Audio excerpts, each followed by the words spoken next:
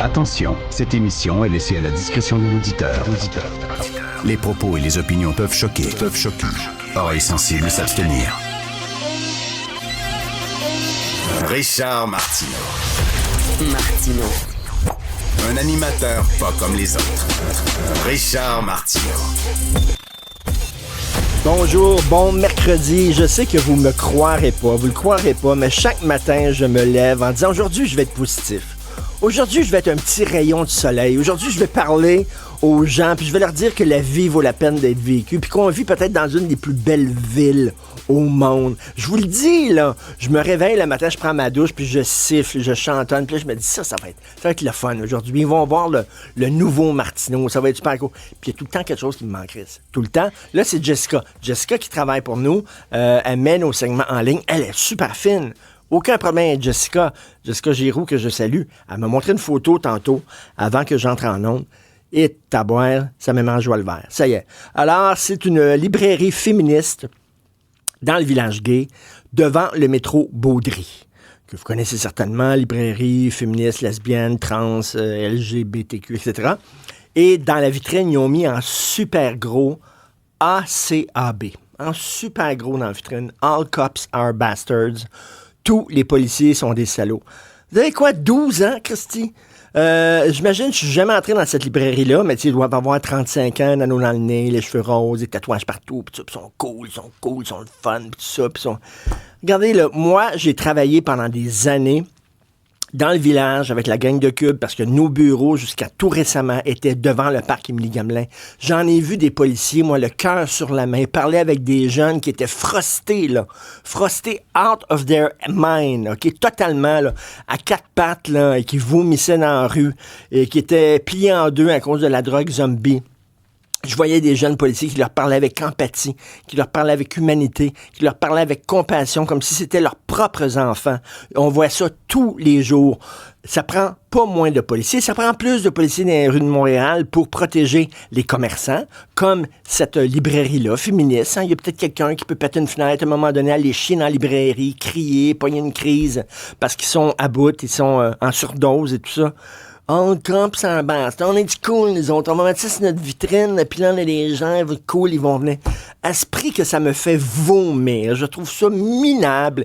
Et je le redis, là, quand t'as 8 ans, 10 ans, puis tu dis ça, là, police plein pisse, mange des saucisses à 8 ans moins 10. On chantait ça dans le cours d'école, Christy, quand j'étais petit. C'est le fun. Mais tu sais, à un moment donné aussi, on avait vu une comédienne, là, qui jouait justement une policière dans une série et qui avait mis ça sur sa page Facebook, une photo d'elle sur Instagram ou ça. WhatsApp ou name it. Puis là, elle était là, puis elle faisait « Oh, comme ça, bastards », là. Puis là, elle avait mis ça, puis elle faisait comme un duck face, là. On montrait qu'elle était cool, puis tout ça. Elle avait quoi, près de 40 ans, cette femme-là? C'est minable. Totalement minable. Bref, j'étais de bonne humeur. Je voulais vous dire que la ville était belle. Ben non. Puis en plus, il y a un ami qui m'a envoyé une vidéo qui a été tournée hier sur la rue Sainte-Catherine. Alors, prière musulmane en public. Il était toute une gang. Ils ont bloqué la rue Sainte-Catherine avec les tapis, puis ça priait, puis tout ça. Puis ça priait pour que Allah tue tous les ennemis de Gaza. OK, je vais vous lire exactement ce qu'il disait. J'ai la traduction de ça. Ô Allah, ô Seigneur de majesté et de gloire, Seigneur de Dieu, guide-nous à Gaza jusqu'au pied des Mouadjihines dans le feu. Allah, fais de chaque inquiétude un soulagement, de toute détresse une issue et de toute excuse. Couvrez leurs fautes et prenez soin d'eux. Bref, moi, j'ai pas de problème là, à ce que, effectivement, qu'on soit choqué lorsqu'on voit ce qui se passe au Liban, ce qui se passe à Gaza. Je m'interroge vraiment sérieusement sur la stratégie de l'armée israélienne. Ils s'en vont où exactement avec ça? Je peux comprendre qu'on puisse manifester en disant, bon, on veut que la guerre s'arrête et se résorbe, etc. Il n'y a pas de problème. Mais là, c'était des religieux extrémistes qui ont bloqué la rue pour prier. Si ça avait été, mettons, des chrétiens, OK? Des chrétiens, imaginez, là, qui se promènent avec une statue de Marie, là, puis avec une grosse croix en bois, là, et qui se promènent puis qui prient dans la rue, là. Checkez bien Québec solidaire, puis la gauche qui dirait « C'est écœurant, c'est la droite chrétienne blanche, ça n'a pas de bon sens, l'extrême droite catholique, ça n'a pas de sens. » Mais soudainement, quand c'est les extrémistes d'une autre religion, qu'est-ce que vous entendez? Bruit de criquet. Et ça se passe de plus en plus souvent. C'est pas la première fois là, que des prières dans les rues. À Paris, ça fait des années, ils sont habitués maintenant. Une journée sans prière dans une rue, mais là, ça se fait de plus en plus ici à Montréal. Et on dit rien. On laisse passer ça. Alors, je le rappelle que si ça avait été la droite chrétienne, tout le monde aurait capoté. D'ailleurs, ça me fait penser. En France, vous savez, bon, le procès de Mézan, cet homme-là qui a drogué sa femme pour que des étrangers puissent la violer. Alors, en France, il y a des gens, plusieurs centaines de personnes qui ont signé une lettre ouverte, dont le comédien Gilles Lelouch, entre autres, qui fait tellement triper ma blonde. Ma blonde, elle l'a vu une fois par les rues de Paris. Là, je pensais qu'elle me sacrait là pour aller dans ses bras.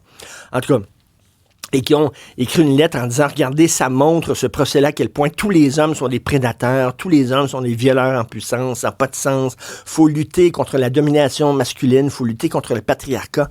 J'écrivais une chronique, moi, qui disait, pas tous les hommes sont des agresseurs, le problème, c'est que quand tu es une femme, tu sais pas lequel est un agresseur puis lequel l'est pas. Puis quand tu promènes le soir, puis un gars derrière toi, je peux comprendre les filles d'avoir peur. C'est ça que je disais. Cela dit, je disais quand même le discours voulant que tous les hommes soient des salauds et des agresseurs en puissance et la masculinité toxique, à un moment donné, il faut en revenir. Ben bref, alors gros texte, et là, il y a un chroniqueur du Figaro qui dit, OK, c'est correct, ces gens-là, des chroniqueurs, des vedettes, des comédiens, des metteurs en scène, etc., là, l'intelligentsia culturelle, journalistique, médiatique de gauche, ces gens-là sont contre la domination masculine. OK. Est-ce qu'on les a entendus pour dénoncer l'excision qui se pratique à Paris? Non. Est-ce qu'on les a entendus pour dénoncer les hommes qui voilent leur petite fille en disant tes cheveux, c'est un symbole sexuel, il faut t'habiller de façon prude parce que sinon, c'est le péché. Est-ce que ça, c'est le patriarcat solide? Est-ce qu'on les a entendus dénoncer ça? Non. Est-ce qu'on les a entendus dénoncer que dans certains quartiers de Paris, certaines zones, les femmes qui se promènent en mini-jupe et les cheveux à l'air se font traiter de putes et se font harceler? Est-ce qu'on les a entendus dénoncer ce patriarcat-là? Non. Parce que pour ces gens-là, il y a un bon patriarcat et un mauvais patriarcat. Et tout dépend de la couleur de votre peau. OK? Le patriarcat blanc, c'est dégueulasse, mais le patriarcat racisé, faut les comprendre, ça fait partie de leur culture, faut être ouvert, etc. Vraiment, c'est 2 poids, 2 mesures.